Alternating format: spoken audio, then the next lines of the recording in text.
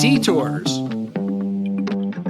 Brought to you by Sports and Spokes, the magazine for wheelchair sports and recreation. Beyond the vet games and what you're experiencing here now, we met a long time ago and you were just getting started with Oscar Mike. Tell us about Oscar Mike and what that has done for the population and what the future plans are moving forward. Yeah, I think, Oscar Mike, in radio jargon just means on the move.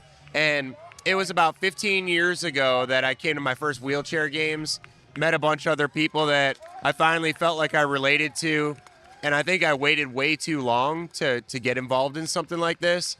And then, these games are great, but the more groups that are, like doing things year round, the better, because it does help build that community through the year.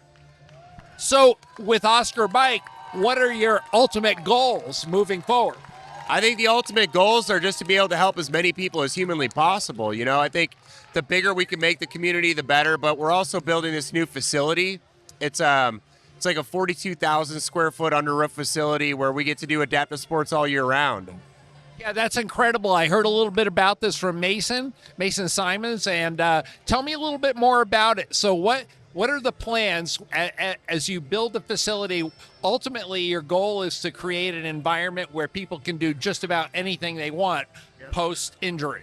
Yeah, so, you think about all the different adaptive sports that exist. We do a lot of out-of-the-box stuff. We teach people how to fly airplanes. We'll throw them out of an airplane. We'll go to the shooting range, adaptive triathlons, you name it. But we have this big 100-acre campus, I guess you would call it. And now we're building this facility that, really removes limitations. We're working with these incredible architects that are trying to help us, I guess, make a really forward-thinking facility that was purposely built for us.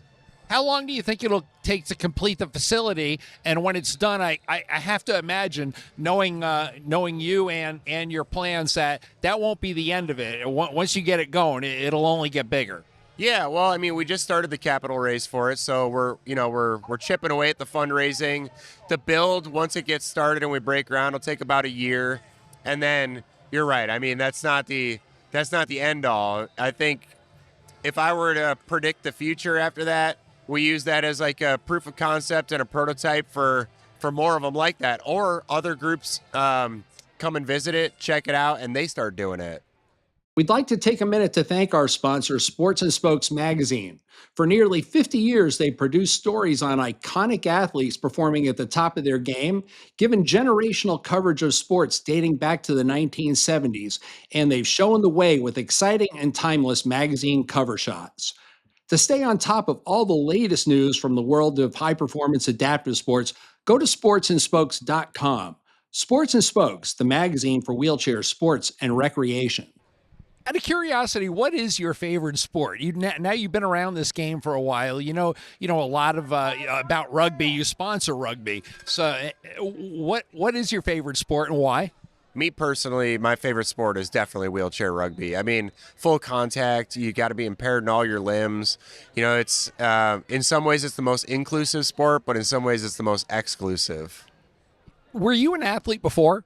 I was. I played everything. And I was a Marine too. But in my school, I grew up in a small town. So every single person had to play everything. Yeah, you didn't get to just pick one sport. Oh, no. And if you didn't play, those coaches hounded you. So I had to play everything. We barely had 11 guys to make a football team, and you played Iron Man the entire time. I asked this question quite a bit, and I think it's a really relevant one, and I think I know the answer you're going to give me. But it seems to me you don't find adaptive sports to be a consolation prize. This is something that's very significant to you. Adaptive sports, it's a game changer. I didn't do it for my first 7 years after injury, and I don't exactly know why. But once you get involved in adaptive sports, it's not just the competition. I really think it's the wealth of knowledge in sports. If you're competing with a bunch of other guys like you're watching here, we're all sharing tips and tricks. We do that on court and off court. So I think, it's just a learning experience, and it's competitive, the camaraderie, it's amazing.